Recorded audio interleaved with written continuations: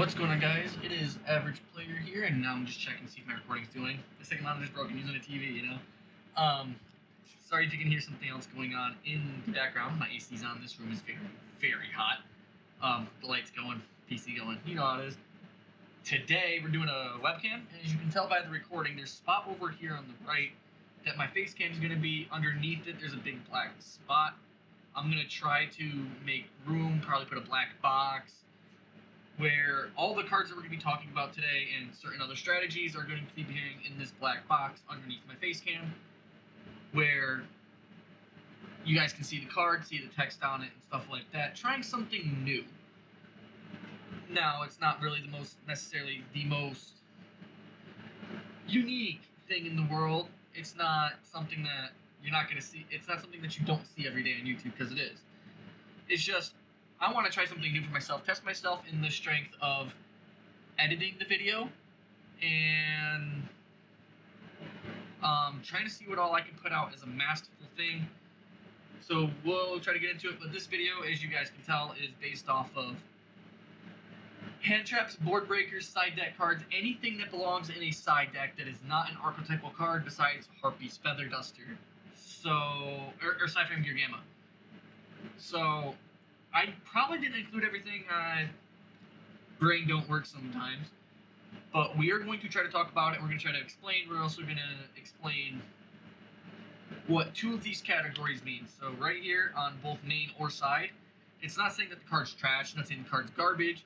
It's actually saying that the card's good. It's saying that the card is usable in either both your main or your side deck, meaning that you can put it in your main deck, you can put it in the side deck, and it really wouldn't do anything to you, and most everybody can play it. And then based on strategy is a category that I'm going to specify now and say that cards that are used to be played based on strategy are the ones that only work in certain strategies. Now, not every deck can play it, is what I'm trying to say.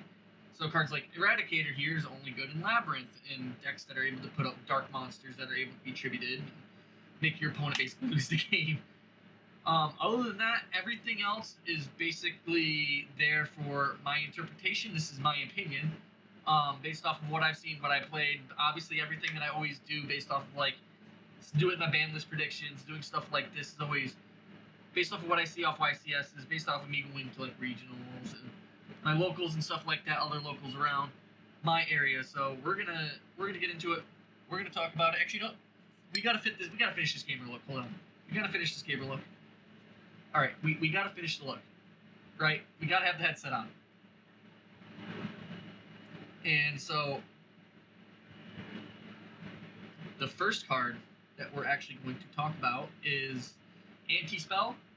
This is the only floodgate I put on here. It's honestly only a floodgate that's still played. And there's other cards kind of like it now with Diabels. Anti-Spell is... it's not as good anymore. It's a one-of that you can't really search unless you play Pot of Prosperity, which I forgot to put on this list, actually. But Pot of Prosperity would be a main deck card anyway, not to be side or something like that. So we're just going to not put Pot in here. But Anti-Spell Fragrance, you're going to play it based on the strategy. Not every deck can play with Anti-Spell and have to wait that turn. And if you have a way to play the card, and I know there's new strategies coming out for trap cards, sure. But it's be based on your strategy. If you're playing Labyrinth, you don't play any spell cards, you play trap cards. So play Anti-Spell and it's fine. Other than that, you know, it's at one. It's not really that good anymore. I'm tempted to put it in trash, but with how powerful the card is, it's obviously not trash. So put it based on the strategy. If you can consistently put trap cards down and stop your opponent and be able to play stun decks, perfect. But Anti-Spell, and I'm going to put Goes in Rivalry, stuff like that, same category. Now, Dark Hole. This is the card I put on here because I put Raigeki on here. They're both hand in hand. Dark Hole with your board being empty, nukes your opponent's board. Raigeki with your board being full or empty, nukes your opponent's board. So we're just going to put it hand in hand. Dark Hole is definitely worse than Raigeki due to the fact it destroys your monsters too. Sometimes it comes up. In Dinos, if you so-called brick and you have Baby Ceratosaurus and Dark Hole, normal summon Baby Ceratosaurus, activate Dark Hole to blow up your board, combo off. So It could be based off strategy, but that's like the only thing I can really think of with Dark Hole, unless you just can't find a Raigeki or you can't afford a Raigeki, which is like pennies. So why not just play Raigeki? You know, Raigeki's so much better. Ash Blossom is gonna be the first card we're gonna put in the main deck. If you're not main decking this card, kind of it. Obviously, in certain matchups, you're gonna want to take this card out of your main deck to put in. If you're playing against Fire King, Ash Blossom may not be the best option. Albeit, it does have some uses against the Diabellstar and the Snake Eyes and Fire Kings. I'm going to turn off this AC. Hold on. It's going to be good against the Diabellstar and the Fire King stuff, but you run into the issue if you don't have another hand trap. Hida will absorb it, make Promethean Princess, and they don't care anyway. So, if you see what I'm talking about, Ash Blossom is very good. You should main deck it. It's good against every other deck. Snake Eye can also use it against you. So that's why I'm putting it in main deck, and I'm also putting it with the caveat that be careful, right? If you have the option, if you're playing in Snake Eye, side it out, right? Play more impactful hand traps against Snake Eye in just that instance, right? If the deck is out of Fire deck, they're not going to play Hida, and Hida's not going to absorb it, make Promethean Princess, and destroy your ass. So, yeah. All right. Solemn Judgment. Pure side deck card. If you're main decking this, I don't know what you're doing. I used to main deck this card and realized that it's probably not the best strategy in the world. You know, it might throw people off a few times if you're throwing it in your main deck, but really with other cards in this format, if you're going first, if you're forced to go first, Solemn Judgment's fine. If you're going second and you open Solemn Judgment, it kind of sucks. There's no use for it. Right, there's no way that this card's going to work. You want to have cards and combos that are going to be useful to you. Solemn Judgment's not useful to you going second. It's not going to help you break a board. It's not going to deal damage to your opponent. It's not going to do anything. It's a good side deck card. You lose game one, you know you're going first game two, side in Solemn Judgment. There you go. And then we're also going to put Solemn Warning in the side deck and Solemn Strike, if I can find it. Right here. In the side deck. Sorry, my camera's in front of my monitor, so I had to peek down and look. Warning, actually, we're going to put down here in trash. And I'm going to explain why Warning's in the trash category after I explain Solemn Strike.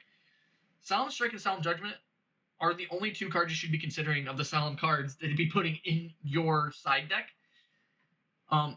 Strike could actually make an argument to be put in your main deck because it negates monster effects and also negates inherent summons. And it's really good. Really costs 1,500 life points? Yeah, why not? Life points don't really matter. Judgment negates any summon, spell, or trap card effect.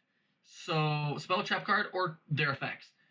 So, yeah. The reason why Solemn Warning isn't as good is because it negates, even though it negates any summon, it only negates a spell or trap card if the effect were to summon a card. That's why it's not that good, and you're paying 2,000 life points when Strike, Judgment can just negate any spell or trap, and Strike just negates any monster. So it's those two cards are inherently better than Warning. That's why I put Warning in trash, and we put Judgment and Strike in and we put Judgment and Strike in the side deck and Warning in trash. That's what I was trying to say. Now Lightning Storm is a card you can play both in your main deck and your side deck, and you gotta listen to me on this one. Right? With the banning of Baron and Savage, you have less chances of Omni negates. You're not making him as much. Right, Dissipator's a monster negate. There's not really any more Omni negates unless you're playing like Therion King Regulus, Cyber Dragon Infinity. I can't really think of anything else. Some decks have an archetype Omni negates. You got Red Eyes Dark Dragoon. I mean, there's not really much, but with Omni negates being less and less optional in the game, right? They're not as prevalent. That's the word. And not being as prevalent, more people leaning towards playing a bunch of board breakers in their main deck, or hand traps in their main deck, or splitting it right down the middle like I do. I play 3 board breakers in my main deck with Triple Tactics Talent, and I play 6 to 9 hand traps in my main deck. So you gotta find the equilibrium here. But I'm putting it like this because you got Tenpai Dragon, right, which main deck this card and could also side deck one of it because it's at 2. You can main deck, get sided, right? And we're going to put other cards in a different category that basically have close to the same effect as this card, right? And I know I forgot Snatch, Steel, Change of Heart, but we'll talk about those when I come up to Triple Pack. But Lightning Storm. It's a very good card.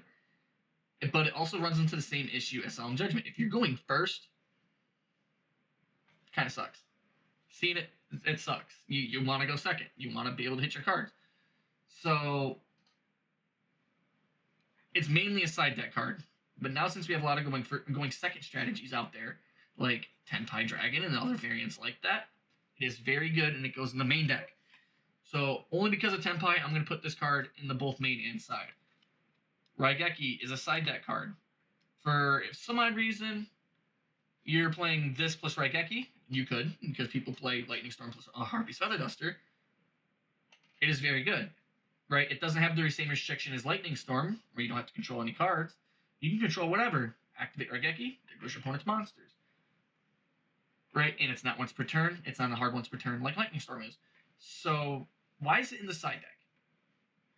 It's not as versatile as Lightning Storm. Lightning Storm can blow up monsters or spells and traps. And it's a very good negation bait. Right? Oh yeah, Lightning Storm, this card's at 2. They can only have so much chance of drawing it. Activate it, negate. Oh, guess what? Here's another one because you negated an activation. Goodbye. Right? Those two combined together, Lightning Storm and Raigeki, along with Harpy's Feather Duster, which I'm going to put up here in the side deck too. It'll clear your opponent's board, right? OTK straight up. Now, I've been playing with Lightning Storm my side deck now, which I will release a deck profile of my Sprite deck profile because I remade the deck. I increased the consistency and made the side deck a little bit different, helped me with consistency in later games in the terms of seeing my powerful cards, which we'll get into that when I make the deck profile. But Raigeki plus Lightning Storm, Lightning Storm plus Harpy's Feather Duster is a good way to clear your opponent's board. So, yeah, but like I said, those two cards don't have the same restriction as Lightning Storm, just Lightning Storm is more versatile, so it's better to play.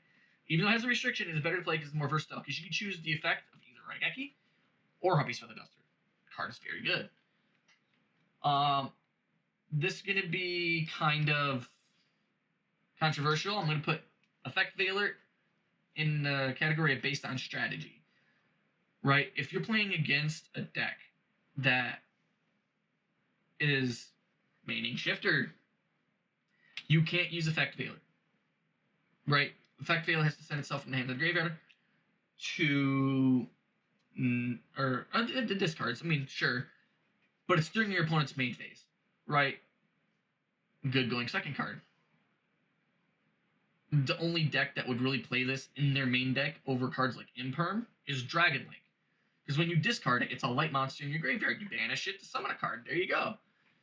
Any Chaos deck, Thunder Dragon, whatever, right? So, Effect Veiler is based on the strategy. If your strategy can bank off of Effect Veiler not using its negation, or even if you are using its negation, right, being in your graveyard helps them. So that's why I say based off the strategy. And now we're gonna talk about Ghost Bell. More and more cards are coming up that make Ghost Bell better. Right? But we're gonna put it in based on strategy as well. Ghost Bell hits Lab. It hurts Lab a lot. It hits Voiceless in more than one way. So does, obviously, Raigeki, Harpy's Feather Duster, and Lightning Storm. And any deck that has something to do with the graveyard. Tenpai Dragon. It hits Tenpai Dragon if it's something from the graveyard during the battle phase. Cool. As long as it's not during the damage step. Actually, Ghost Bell's the only one who can't activate during the damage step because it negates activations. So yeah, keep that in mind. Ghost Bell can't be activated in the damage step. It negates activations.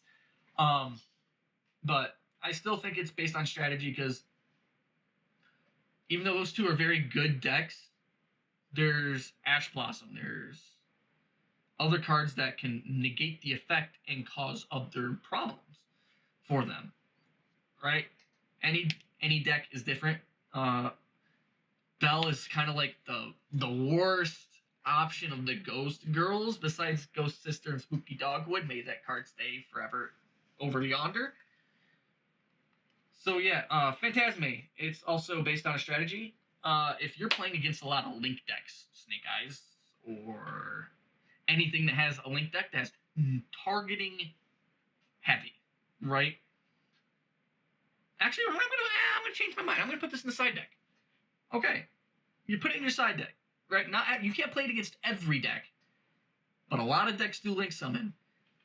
Promethean Princess can get negated with it. Imperm can get negated with it. Effect Veiler, Ghost Mourner, any card that targets gets negated, right?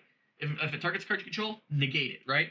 And it's also a hand fix. Like your opponent summons Promethean Princess, you draw 3, shuffle back 2, any 2. It's super good. So, or it's draw 3, shuffle back 2. I'm pretty sure, or something along the lines that I draw 4, shuffle back 3, whatever. So it is very good. It's a very punishing card, and with cards a lot of times targeting, it is a good card against that. Sorry about that. That's all I can really say. It's very solid against a lot of decks. A lot of decks are link summoning, and a lot of decks do have targeting. Why not? Called by the Grave, it should be played in your main deck. And I've always, if you guys watch my deck profiles, I've always counted this card as a hand trap. Always. Because it's a card that you have to use from your hand to stop your opponent on your turn, or you're setting it face down on the field like a trap card to be used on your opponent's turn. Kind of cards like Infinite Impermanence, Evenly Matched. Cards like that. Well, Red Reboot if it was legal, but yeah, no. It should be played in your main deck. Everybody should be playing a copy of Called by the Grave. For the decks that struggle against hand traps, Called by the Grave definitely should be in your deck. Especially if you do a lot of digging, right? If you have Prosperity, Duality, all this other stuff. Oh, guess what? You're going to hit me with Droll? Called by the Grave. You're going to hit me with Ash Blossom? Called by the Grave. You're going to try to shifter me, and I don't like you to shifter me? Called by the Grave. You didn't even have any interruption for me. I said a card. You're going to send this card from the field to the graveyard to do something. Guess what? Called by the Grave. It is so useful. This card is so good, right? And it's not even just a 1 turn. It's a 2 turn. Not only if your opponent hits you with like the Ash or that Droll, that Shifter, whatever it might be, right? You negate that. It's negated for the next turn as well, because Called by negates for 2 turns. The card is definitely a card that should be played in your main deck, right? Which is very, very, very good. This card is very, very, very good. It should be played in the main deck, not in your side.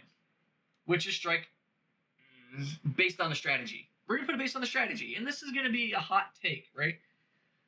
I was playing Sprite against my buddy online. We were playing Master Duel. I had negated his card. He Witch's Strike me. I had nothing for it. Right? I have Carrot. I have all this other stuff, right? He Witch's Strike me. I had nothing for it. Boom. Right? With Omni Negations here in the game, getting less and less viable, your card gets negated, you Witch's Strike your opponent. There's not really much they can do about it unless their cards can't be destroyed. Right? If you're playing a trap deck, Witch's Strike is amazing. You can search this card off of Thrust. You can get it off of Trap Trick. You can get it with Labyrinth cards. The card is very, very versatile. I would say it's based off of strategy. You gotta have the right strategy to be able to play Witch's Strike. Even though this card should miss timing in every aspect of the word miss timing, right? Witch's Strike is based on the strategy. That's all I can say. You have to have a strategy that can play Witch's Strike and make it viable in that instance. Nibiru has an argument to be played both in the main and the side deck because it's Nibiru, right? If you're a deck like Tenpai who likes to go second, you play Nibiru in your main deck. And it's going to help you a lot. As Nibiru is also a very good side deck card if you're a deck that also enjoys to go first. Play Nibiru. If you're a deck that can play going first or second, as in like Lightning Storm being your main side, Nibiru is very good. I used to play Nibiru in my Sprite deck, and that was mainly me going first deck, but I could also play going second. That's what I loved about the deck. So I would say Nibiru is good in both the main or the side deck. Everybody knows the card. Everybody knows what it does. I don't gotta explain any much more about it. Dark Ruler to be placed in based on the strategy, only because certain decks don't require your battle phase. And I'm also going to throw evenly matched in the same category as well, right? If you're a deck like Tenpai, Sprite, any deck that tries to put out a large amount of damage to kill your opponent, you don't want to be playing either of these. Dark Ruler no more reduces your opponent's damage they take this turn to 0. Evenly matched eats up your battle phase to be able to wipe your opponent's board, except for one card. They should find a way to get rid of evenly matched, right? So it's a give and take, right? Dark Ruler no more plus evenly matched, perfect combo. You Dark Ruler no more, you're already not going to have to deal damage this turn. You don't got to worry about it. You evenly matched your opponent. Their board's gone except for one card. They can't negate it because everything's negated. So the problem with it is most decks require the battle phase, especially nowadays since battle phase is becoming more and more prominent, and people are playing stuff for the battle phase. Odd Eyes Meteor Burst, Threatening Roar, stuff like that. Things for the battle phase. So most people require it. Why play cards that make it to where you're eating up your battle phase? Right? I understand it's a quick way to get rid of your opponent's cards. Lightning Storm Harpy's Feather Duster doesn't eat up your battle phase, and it also gets rid of your opponent's cards. And it doesn't keep a card on board. It'll get rid of everything. Monsters, gone. Duster, spells and traps, gone. Raigeki, monsters, gone. Doesn't really matter. You could play a combination of those two cards of Lightning Storm, Harpy's Feather Duster, and Raigeki and get rid of your opponent's whole board with 2 cards. Dark Ruler no more plus evenly matched gets rid of your opponent's whole board besides 1 card. Right? And eats up the battle phase. Those cards don't eat up your battle phase. I understand cards have floating and stuff like that. And evenly gets around the floating stuff and makes your opponent banish stuff face down. It's not by a card effect. But the issue lies in eating up your battle phase. I don't like that. D-Barrier. Boom. Side deck. Any deck can play D-Barrier in their side deck. Right? If it doesn't hurt you, you're playing this card in your side deck. Some people play it in their main deck. Those people are weird. Don't be like them. You can play it in your side deck, right? If you're playing against any Synchro, Fusion, XC, or Ritual-based deck, you're basically shutting them off forever. Right? You just go, oh, guess what? Voiceless Voice. Flip D-Barrier, call Ritual, and have fun trying to play because you're not doing anything. Right? And then I'm just going to kill you next turn because the card is that good. You're playing against Sprites. You call XC. It's going to hurt. I'm only going to be able to put up Link monsters. My Link monsters aren't that big. You know, you're getting the gist here. People are playing Sword Soul. You call Synchros, they can't play. Tenpai Dragon, call Synchros, they can't play. You get it. If you can afford to play the card, you can play the card. Right? So, put it in the side deck. Druma, I'm not saying this card is bad. This card is absolutely bonkers. It's going to be based on the strategy, though. Not every deck can play Daruma. Labyrinth is the example of playing Daruma and playing it amazing because they have the way to search it, they can place it, and use it whenever the hell they want. It's good with clearing away any board. It's just the problem is if you use it too late. Most decks will put up a lot of Link monsters, right? And if the only thing they have on the field is Link monsters and your opponent tries to use Daruma, it won't do anything because it can't attempt to flip them. Right? Because Link monsters cannot be flipped face down. It has to flip at least 1 card face down for it to send a card to the graveyard, or attempt. Which is a ruling that I have learned recently, which makes me kind of iffy on the card, but nobody's going to build a full Link board like this is early Link days with Trigate, Firewall, all that. So, Daruma against Dinos is amazing, because if they're under Misk, you just make them send everything to the graveyard, you know, because those cards can be flipped face down, and Daruma recognizes that, and it'll just make your opponent send all the cards to the graveyard. Unaffected cards, they will be sent to the graveyard. Your opponent has to send them to the graveyard with Daruma. The card is insane. If you can afford to play it in your strategy, play it. But it has to be based on your strategy. Not every deck can play Daruma. Right? Labyrinth is very, very good in Labyrinth. That's why I'm putting it based on strategy, because Labyrinth is like the only deck that utilizes this card and utilizes it well. So, yeah. Alright, next is Shifter. The card that should actually be banned. It's very, very, very notorious. The card is disgusting. If you can play the card, you're playing it in your main deck, you're not playing it in your side deck, and that's the issue. And that's one of my problems I ran into in my new Sprite deck. Hint, hint. It's out of my side deck. It's in my main deck now. Right? I can play through it. So I'm going to play it in my main deck. Right? When it's good against 9 matchups out of 10. Right? You might run into a Flu or a Tenpai Dragon who can play it. Oh, cool, whatever. Whee! Like, you can side it out. Obviously. But if you're a deck that can play Shifter, you're playing it in your main deck. If you're a deck that can't play through Shifter, you're not touching the card. So there's no in between. A lot of decks can play Shifter. Not that many decks can play Shifter, but if you can play Shifter, you're playing it in your main deck. The card is insane. Delta, we're gonna say it's trash. Cyphering Gear Delta is trash. Only for the fact that it only negates a spell or trap card, and the only card you really want to negate with is Bonfire. Right? In Sprite, I mean, it's okay. You can put it on the board, get a level 2 on board. But it's only good for your turn. And nobody's really activating a spell card on your turn unless it's a quick play. Right? So everybody's activating monster effects. It's not really that good. The only deck, like I said, if you utilize is Sprite, but Sprite wants you to use it wants you to use that spell card on your turn, on their turn, right? On my turn, me having Delta in my hand, I want you to use a spell card so I can Delta you to get a level 2 on board. So I don't have to utilize my normal summon. So, yeah, no, card's trash. But we're going to talk about its big brother. Right? Once this thing comes back, it's going in the main deck. I'm saying this thing's going to come back at some point. Gamma is amazing. Right? Even negate and destroy any monster effect. Your opponent ashes, Gamma. Boom. You don't even have to waste your Called by the Grave. Negates, destroys, and you have a free card on board. Right? And since it negates monster effects, decks like Sprite and other decks that can play it, Synchro decks, can use it to protect them on their turn. Right? If you control no monsters, you can activate this card, negate the activation of a monster effect, and destroy it. And if you do, special summon one Cyphering Gear Driver from your deck. Card is crazy. Right? If you're a Synchro-based deck, you play in this card. If you're Sprite, you're playing this card in your main deck. It's if it comes back. Right? We're going to put it on the if it comes back category. Not right now, it's at 1. Not really something you should be playing. You have the same chance of drawing the driver as you do the Gamma. So, yeah. Eradicator is going to be another card based on strategy. Right? Not every deck can play Eradicator. I technically could in Sprite, right? I play Thrust on my side. I can side an Eradicator Thrust.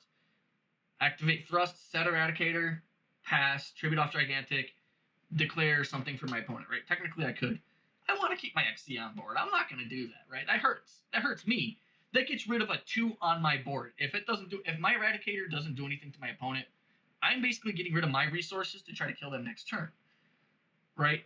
Other decks can't afford to play it, and other decks like Snake Eye are fire-based strategies.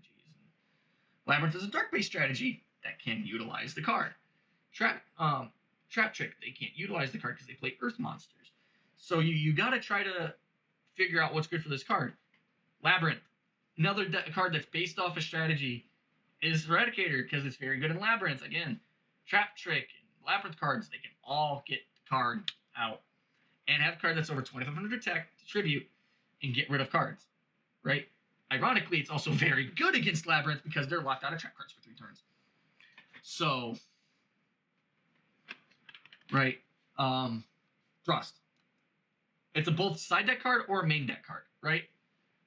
If you're siding it, you're using it for the late game to get your board breakers. If you're maining it,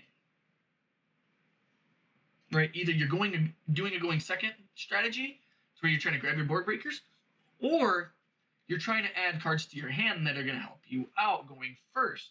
Cards like Pot of Prosperity, you can add Imperm to deal with your opponent's cards and have it set to deal with a spell and trap card zone and a monster. You can add in Sprite, you can add Double Cross and like Labyrinth and stuff like that. You can add almost any trap card in the deck, and then you can do whatever you want. You can add Triple Tactics Talents off of this card, right? Which Talents is a main deck card, by the way. And I'll explain that in a second. So you can get whatever you want off of this card as long as it's a normal spell, normal trap. If your opponent doesn't have a monster on board, obviously you're probably going to add a normal trap. Makes it a little bit redundant to add a normal spell because you can activate it based off of its effect. So adding a normal trap is fine. The card is amazing. There's a reason why the card's still like $40. Thrust, though, it can be played in either the main or the side, like I said. based off of whatever cards you're going to be adding, based off of whatever turn it is. I know if I'm being forced to go second, I'm putting in my thrust, I'm putting in my lightning storms, my harpies feather duster. I'm taking out cards based off of whatever strategy I'm playing against, right? Shifter or Ash, or if the deck doesn't really do good, playing with Imperm. Voiceless Voice doesn't like Imperm. You're getting rid of Imperm, right? Voiceless Voice doesn't care if you play Imperm. They have targeting protection. They don't care, right? So you're going to take out Imperm and put in these cards that are going to break your opponent's board. So, yeah. Imperm, as we were just talking about, is a main deck card. Imperm and Ash are like the only two that every deck should be playing. And I say every deck, right? Every deck, if you're playing Handtraps, should play Ash or Imperm.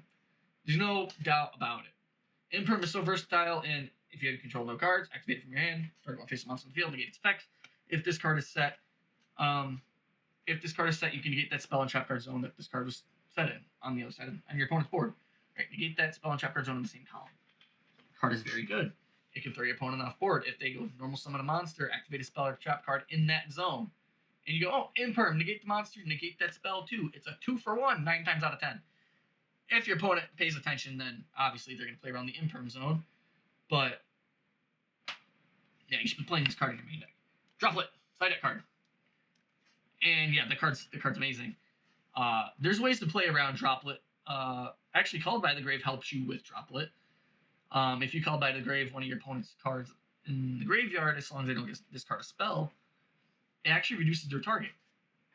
We'll get to that at some other later date, right? Forbidden Droplet, though. Negating almost everything on your opponent's board. They take their monster's attack gets reduced by half, too. Amazing. Right? Tenpai? That's a wet dream. Right? Being able to go, oh, their cards are at half attack, right? And all their effects are negated.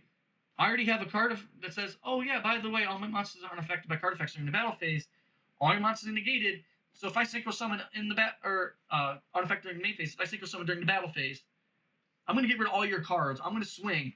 And because I tried to Dragion being at 6,000 attack, most of the time when your monster's at half attack, it's normally like 3k, half is 15. You're beating, and they're dead. It doesn't matter. Your opponent's getting killed. Right? 6,000, 45, they're dead. Even 45, they're dead. Right? So, Forbidden Droplet's amazing. It also is a good card to deal against Tenpai Dragons. Because it can be activated in battle phase. It's a quick play.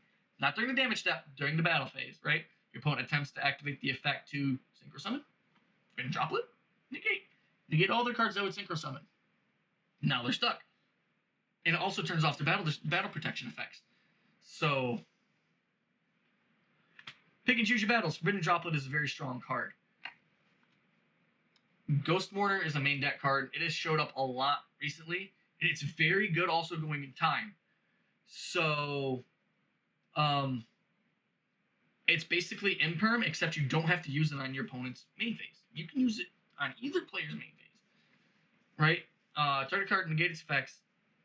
And if that card were to leave the field, your opponent takes damage equal to that monster's effect. Right? Amazing. Great card design. Right? And it's also very good in time. You use it and your opponent is basically stuck. Oh, it's coming up to time. If I get rid of this card, can I stop my opponent fast enough to be able to go into my battle phase and kill him? Or do I just keep it there and risk dying? Because you don't want to get rid of that card. Right? So that's why this card is a very good main deck card. I want to say put it in the side. Useless. Don't put it in the side. Keep it in your main deck. Card is very, very, very good in the main deck. Most people are playing it generally in their main deck due to how good it is. Ghost Ogre. We're going to put it in based on a strategy. If you're playing any deck that plays Emergency Teleport, you're playing... what's that one deck makes second and Punisher? Slipping my mind. Virtual World, Phantom Knights, whatever it might be that plays Emergency Teleport. Right, very good. Ghost Ogre contributes itself from the field to destroy a card on the field, but it doesn't negate the effect. Against Voiceless Voice, very good. Gets rid of the spell card if they use its effect while it's on the field. It's good against Fluendaries and Magnificent Map. It gets rid of the map when you try to normal summon. I don't really need to explain much more. Against sprites, you hit the Gigantic doesn't resolve because it needs to remain face up on the field to detach the material. So, against decks that require monsters to stay on board, sure. But monsters or spells and traps, sure. Other than that, the card's useless, right? You hit a Fire King monster with this, they're going to say thank you for the advantage and keep playing. So, yeah, the last card is Crossout Designator. You can make an argument to put it in either your main or your side deck, right? I personally think it's a main deck card. If you're a deck that needs to play Crossout Designator, you're playing it in your main deck, right? It's now becoming a case of Tenpai Dragons and other decks that are basically big wig decks running into the same problem cards are playing Crossout Designator in the side so they can actually be able to kill going second. Or if they have a problem going second and they're going first, you're saving yourself going first, right? So if you're playing the card, I say play it in your main deck. But if you're going second deck, which are very prominent now, you play it in your side deck. So when you actually do go second, and if you end up losing the die roll and they make you go first or whatever, you have this card to save you. And if you can afford to play it, like in Branded against Ash Blossom, you play it. So yeah. Speaking of Branded, deck profile coming out soon. This was a longer video. I hope you guys enjoyed it, actually. I tried to make something a little bit different to me, something that's been on YouTube for a while, the way things are. I hope you guys have a great day. This took a lot of thinking, this took a lot of effort, multiple days of planning. So let me know what you guys think. I'm going to try to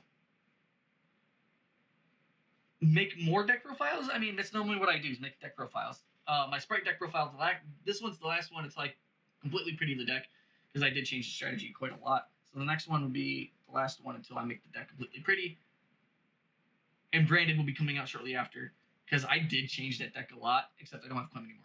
But yeah, so I hope you all have a good day. I hope you guys drink some water because I definitely need to now. And see you later.